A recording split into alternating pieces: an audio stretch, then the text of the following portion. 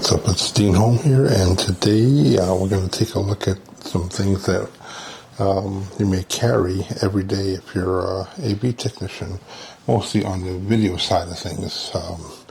Obviously, when doing AV work, there's audio, video, lighting, a bunch of things. But for me, since I've been doing a lot of AV stuff lately, I just wanted to take a look at some of the things that I bring with me on a daily basis. Maybe to help you out too.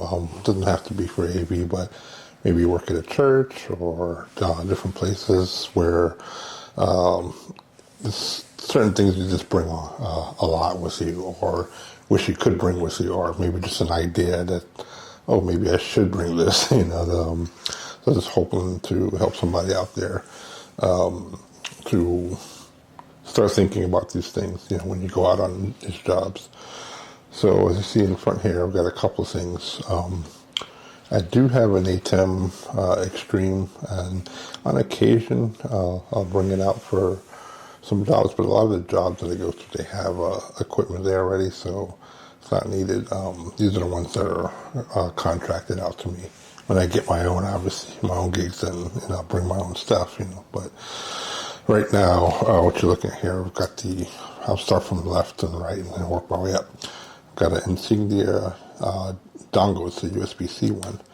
This particular one here, I use on the iPad a lot, and haven't used it on the desktop as much, but I do run into some situations where this has helped me out using like a MacBook or something.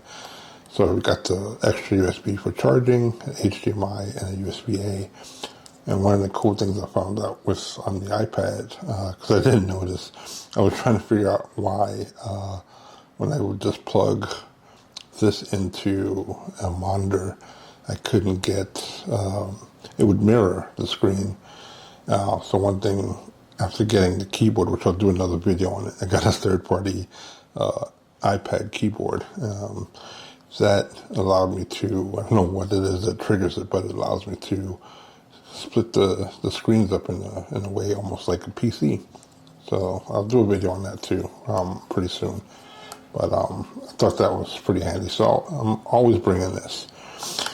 The other thing too, on occasion, I've run into situations where maybe they had a cameraman there and he might have taken something that he wanted to bring into the production, a photo or something. So if you don't have a way to email it somehow, he's got his camera, but maybe doesn't have a way to get the card on there. What I do is plug this in to my iPhone, and I'll transfer whatever photo or video it is to my iPhone, and then email it out.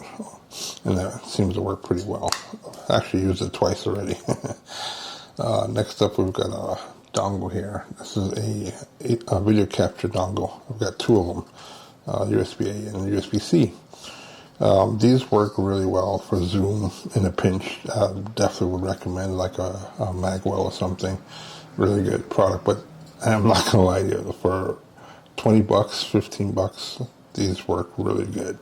I haven't had one of them fail on me yet, so I keep it as a backup, just in case. Definitely for Zoom and Teams, they work well. Next up, we've got a Lightning to 3.5 for iPhone. Sometimes you want some music, Spotify or something. So I bring this and run it into the mixer. And usually the audio guys have all this stuff already, but I never know, I bring it. It's good to be able to say you helped out somebody,